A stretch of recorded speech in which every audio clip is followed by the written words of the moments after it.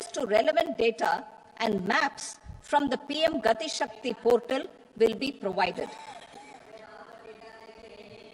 Tourism for employment-led growth. Top 50 tourist destination sites in the country will be developed in partnership with states through a challenge mode. Land for building key infrastructure will have to be provided by the states. Hotels in these destinations will be included in the infrastructure harmonized list. The following measures will be taken for facilitating employment-led growth. Organizing intensive skill development programs for our youth, including in institutes of hospitality management. Providing mudra loans for homestays. Improving ease of travel and connectivity to tourist destinations.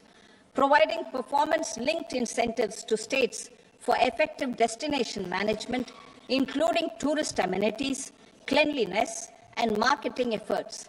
And introducing streamlined e-visa facilities along with visa fee waivers for certain tourist groups.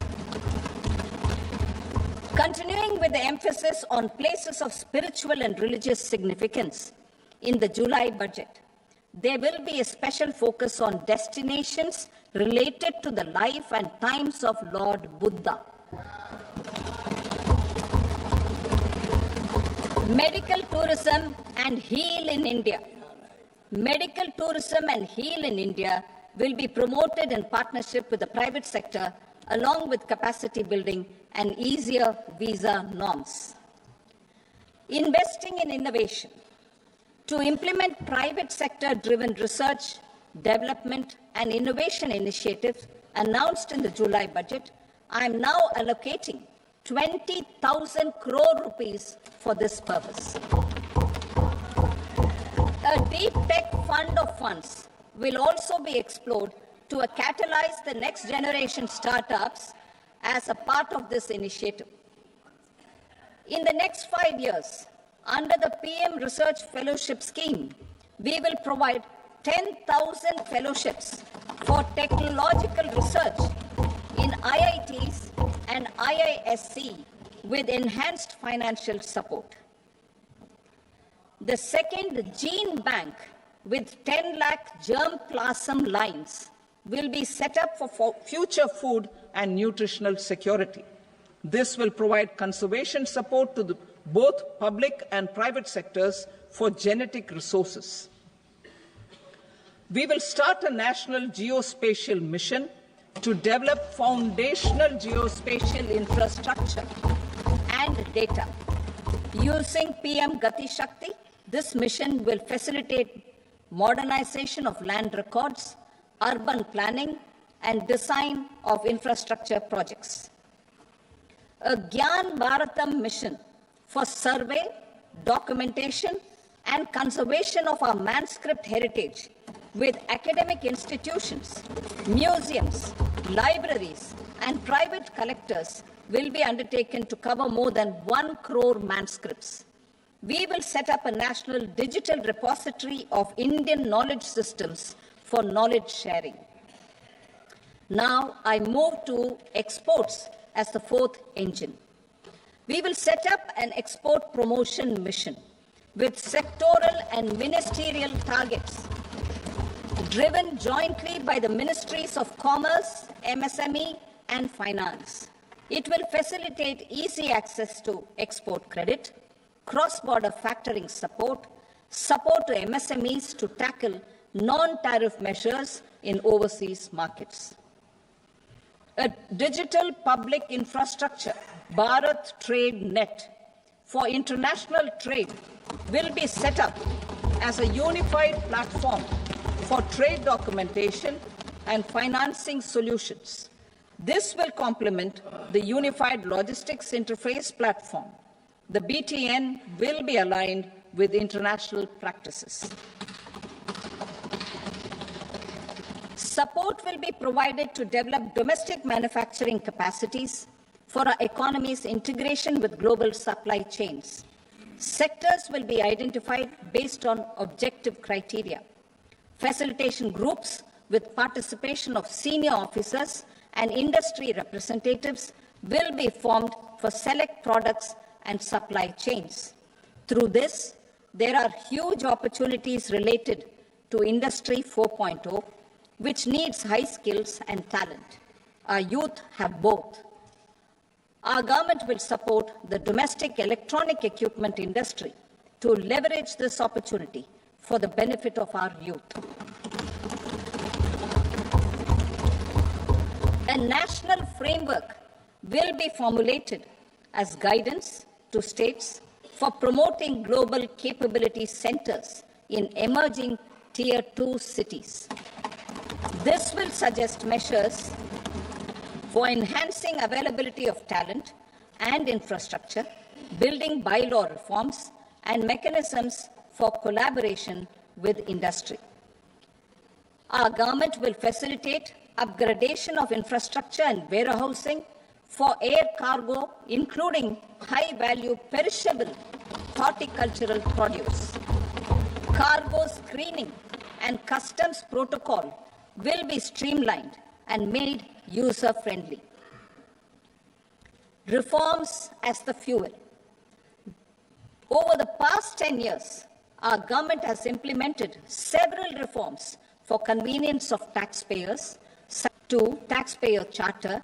3. Faster returns. 4. Almost 99% returns being on self-assessment. And 5. Vivad se Vishwas scheme.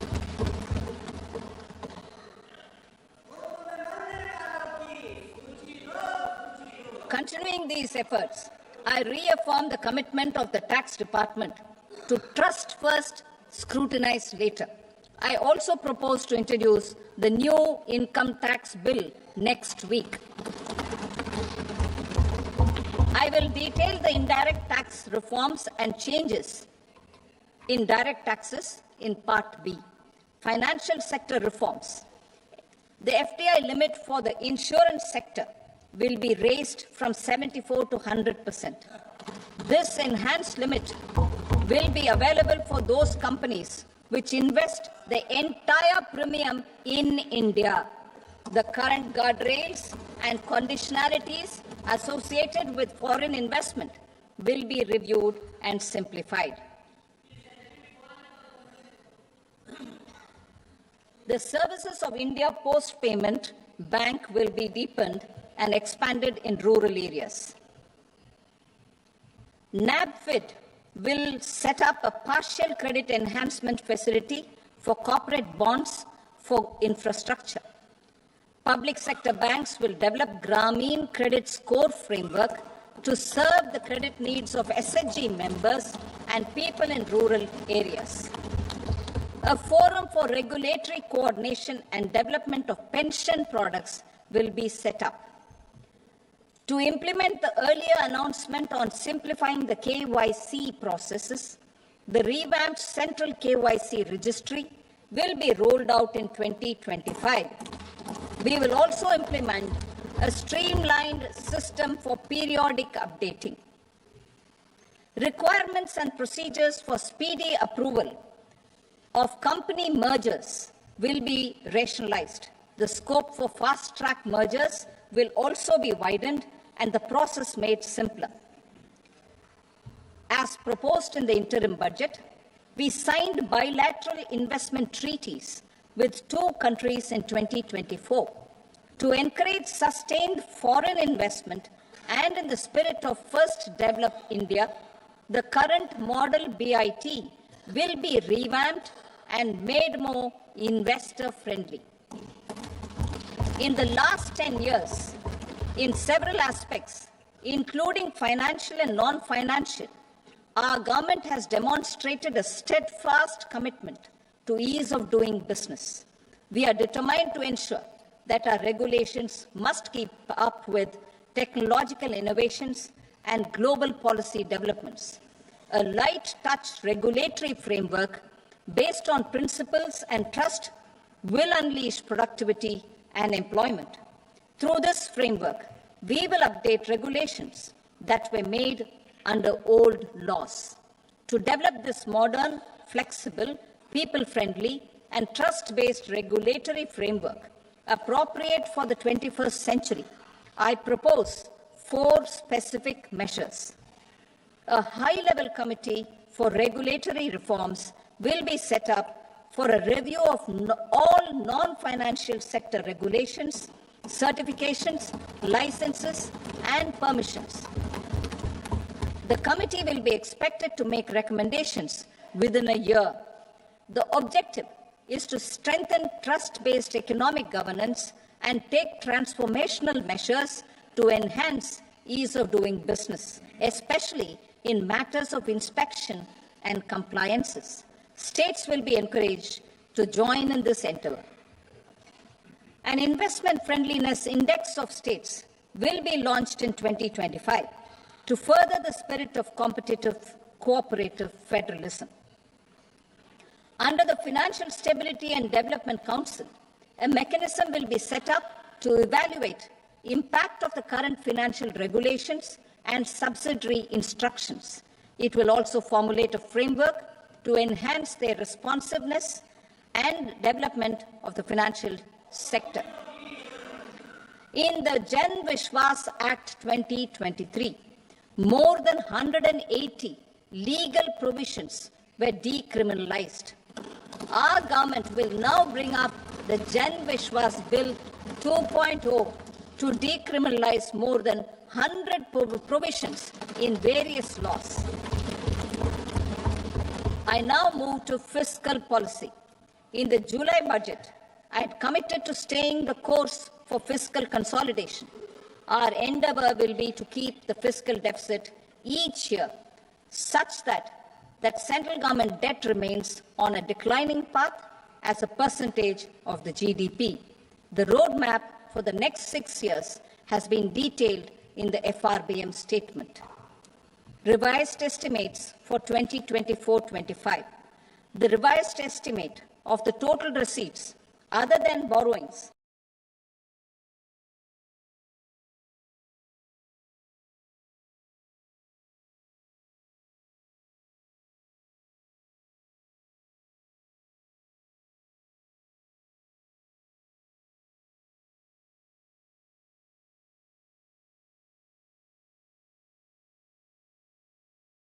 The revised estimate of the fiscal deficit is 4.8% of the GDP.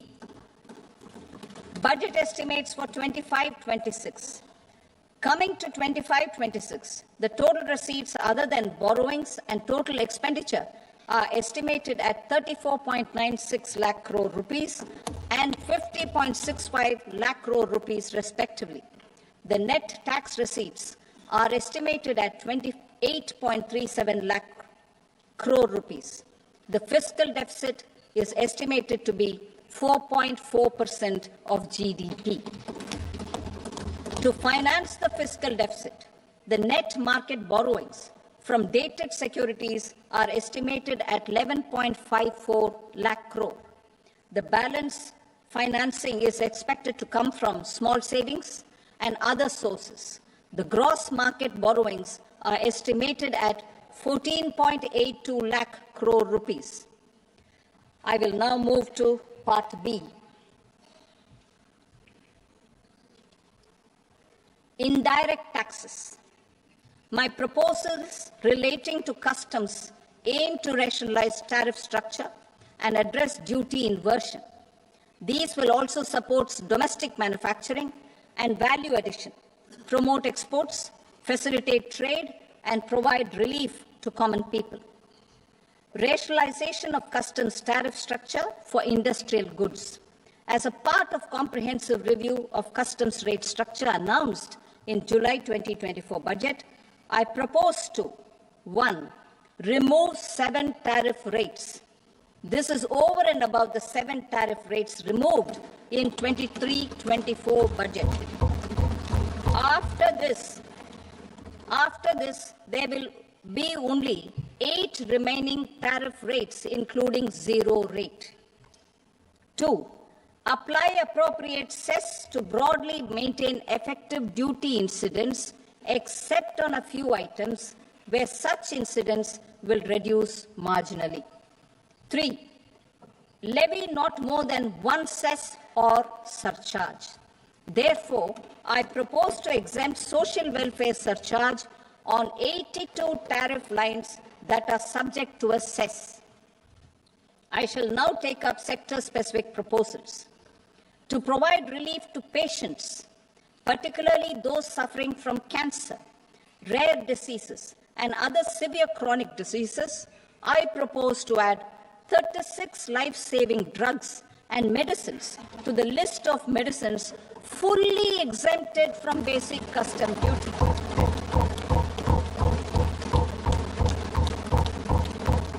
I also propose to add 6 life-saving medicines to the list attracting concessional custom duty of 5%. Full exemption and concessional duty will also respectively apply on the bulk drugs for manufacture of the above. Specified drugs and medicines under patient assistance programs run by the pharmaceutical companies are fully exempt from BCD, provided the medicines are supplied free of cost to the patients. I propose to add 37 more medicines along with 13 new patient assistance programs. Support to domestic manufacturing and value addition. Critical minerals. In the July 2024 budget, I had fully exempted BCD on 25 critical minerals that are not domestically available. I had also reduced BCD of 2 other such minerals to provide a major fillip to their processing, especially by MSMEs. Now, I propose to fully exempt cobalt powder and waste, the scrap of lithium-ion battery, lead, zinc, and 12 more critical minerals. This will help secure their availability for manufacturing in India and promote more jobs for our youth. To promote domestic production of technical textile products such as agro-textiles, medical textiles, and geotextiles at competitive prices, I propose to add 2 more types of shuttle-less looms to the list of fully exempted textile machinery. I also propose to revise the BCD rate on knitted fabrics covered by 9 tariff lines from 10 or 20 to 20% or 115 rupees per kg, whichever is higher. Electronic goods. In line with our Make in India policy and to rectify inverted duty structure, I propose to increase the BCD on interactive flat panel display from 10% to 20% and reduce the BCD to 5% and other components. In 23-24 budget, for the manufacture of open cells of LCD, LED TVs, I had reduced the BCD on parts of open cells from 5% to 2.5%. To further boost the manufacture of such open cells, the BCD on these parts will now stand exempted. Lithium-ion battery. To the list of exempted capital goods, I propose to add 35 additional capital goods for EV battery manufacturing and 28 additional capital goods for mobile phone battery manufacturing. This will boost domestic manufacture of lithium-ion batteries, both for mobile phones and for electric vehicles. Shipping sector. Considering that shipbuilding has a long gestation period, I propose to continue the exemption of BCD on raw materials, components, consumables, or parts for the manufacture of ships for another 10 years.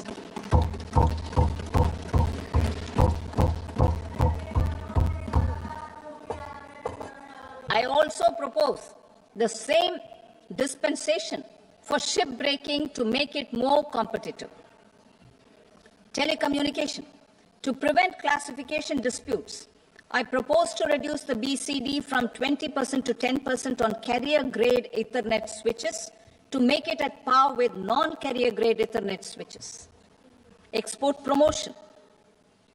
To facilitate exports of handicrafts, I propose to extend the time period for export from 6 months to 1 year, further extendable by another 3 months if required. I also propose to add 9 items to the list of duty-free inputs. Leather sector. I propose to fully exempt BCD on wet blue leather to facilitate imports for domestic value addition and employment. I also propose to exempt crust leather from 20% export duty to facilitate exports by small tanners. Marine products. To enhance India's competitiveness in the global seafood market, I propose to reduce BCD from 30% to 5% on frozen fish paste, surimi, for manufacture and export of its analog products. I also propose to reduce BCD from 15% to 5% on fish hydrolysates for manufacture of fish and shrimp feed. In July 2024 budget, to promote development of domestic MROs for aircraft and ships, I had extended the time limit for export of foreign origin goods that were imported for repairs from 6 months to 1 year and further extendable by 1 year. I now propose to extend the same dispensation for railway goods. Time limit for provisional assessment. Presently, the Customs Act 1962 does not provide any time limit to finalize provisional assessments, leading to uncertainty and cost to trade. As a measure of promoting ease of doing business, I propose to fix a time limit of 2 years, extendable by a year, for finalizing the provisional assessment. I propose to introduce a new provision that will enable importers or exporters, after clearance of goods, to voluntarily declare material facts and pay duty with interest but without penalty. This will incentivize voluntary compliance. However, this will not apply in cases where department has already initiated audit or investigation proceedings.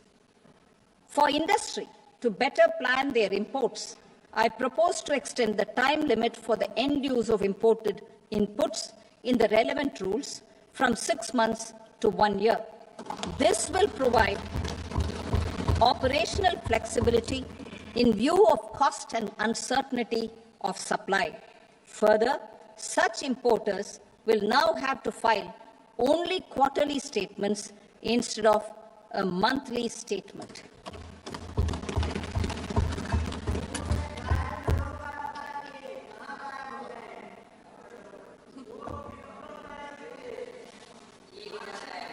I now come to my direct tax proposals. In Part A, I have briefly underlined taxation reforms as one of key reforms to realize our vision of Vikasit Bharat. In respect of criminal law, our government had earlier ushered in Bharatiya Nyaya Sanhita, replacing Bharatiya Danda Sanhita. I am happy to inform this August House and the country that for new income tax bill will carry forward the same spirit of Nyaya in its drafting as well. The new bill will be clear and direct in text, with close to half of the present law in terms of both chapters and words. It will be simple to understand for taxpayers and tax administrators, leading to tax certainty and reduced litigation. Reforms, however, are not a destination. They are means to achieve good governance for our people and economy. Providing good governance primarily involves being responsive. The Tirukural captures this in verse 542, which reads, "Vaanokki vaazhum ulagallam, mannavan kol nokki vaazhum kudi," meaning, just as the living beings live expecting rains, citizens live expecting good governance. Our government is committed to keeping an ear to the ground and a finger on the pulse and responding while balancing our national building efforts.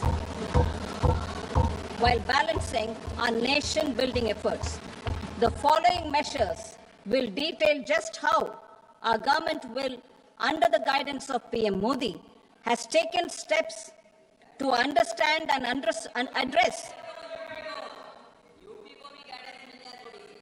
I repeat that sentence, sir. The following measures will detail just how our government, under the guidance of PM Modi, has taken steps to understand and address the needs voiced by our citizens. My tax proposals are guided by this spirit. The objectives of my proposals are as follows. Personal income tax reforms with special focus on middle class.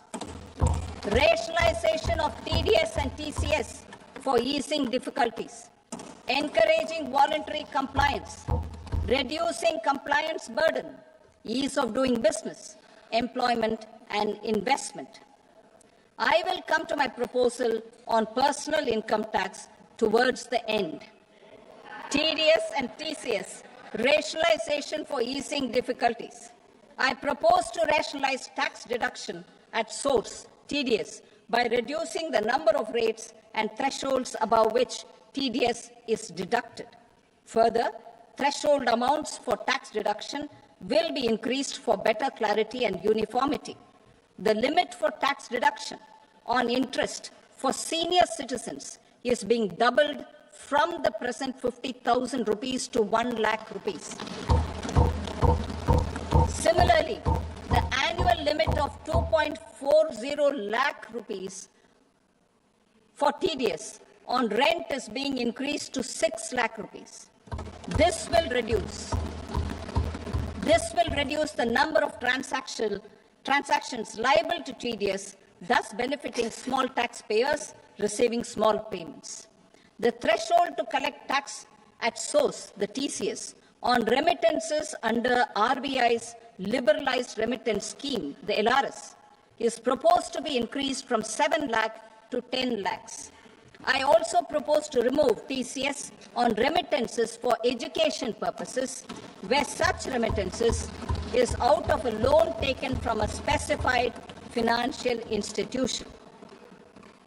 Both TDS and TCS are being applied on any transaction related to